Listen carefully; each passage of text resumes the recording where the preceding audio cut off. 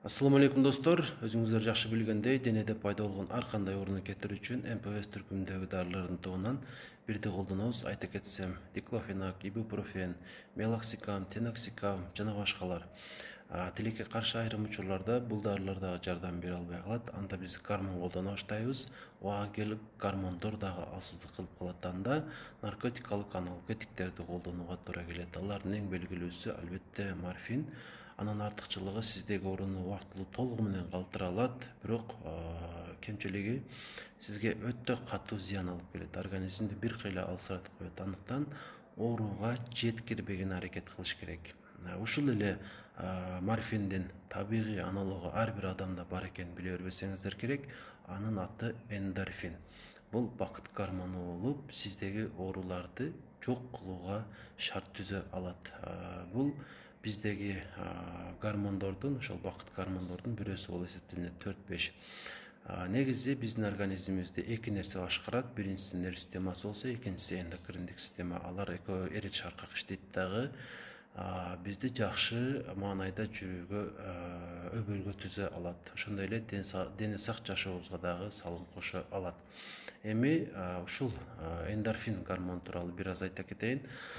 Мээде гипоталамус жана гипофиз деген ушундай кичинекей бөлүкчөлөр бар. Ошол жерден бакыт гормону эндорфин бөлүнүп чыгат. Кайсы учурда? Биринчи кезекте стресс болгонубузда, экинчиси болсо кандайдыр бир денеде оору катталганда. Ошол эки нерсеге каршы туруу үчүн как иммунитет катары эле бөлүнүп чыгат. Жана кайсы учурларда бул гормон аз бөлүнүп чыгат. Ошону айта кетейин. Биринчи кезекте сиз жетишсиз уктай турган болсоңуз, экинчиден өтө көп иштей турган болсоңуз, климакс болгондо аялдарда, жана ошондой эле сизде мигрен же болбосо шак ыйна тартуу болсо башыңызда, демек эндорфин гормонунун аз бөлүнүп чыгышын шарттап коет жана ар дайым ооруп жүрүшүңүзгө себеп болуп калат. Андыктан ушул гормонду көбөйтүүгө аракет кылышыбыз керек. Мен сиздерге азыр 4-5 сунуш айтам. Ошолорду аткаруу менен албетте бакыт гормонун жетиштүү өлчөмдө бөлүп чыгарабыз. Биринчи кезекте спорт менен машыгуу керек. Чукур дегенде көнүгүүлөрдү жасап турсак, бакыт гормону бөлүнүп чыга берет. Экинчиден, ачуу нерселерди дагы анча-мынча жеп туруш керек. Алар дагы шарттай алат ушул гормонду бөлүнүп чыгууга. Жана ошондой эле кара шоколад дагы бакыт гормонун көп бөлүп чыгарат. Анан эң маанилүү сунуш бул аялыңыз менен дагы анча-мынча болуп турушуңуз керек.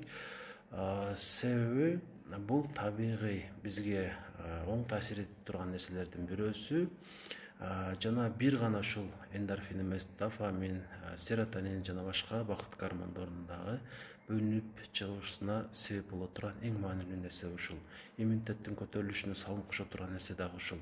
Андыктан токтотуп койбой анча-мынча бул нерсени дагы аткарып турушуңуздар керек болот. Анан албетте өйдөдөгү себептерди жоюу керек, жетиштүү уктоо керек, жана стресстен алыс болуу керек. Ошондо бакыт гормону көп бөлүнүп чыгат, оорусуз, бактылуу өмүр сүрүшүңүзгө албетте салым кошкон болосуз ушул нерселерди аткаруу менен.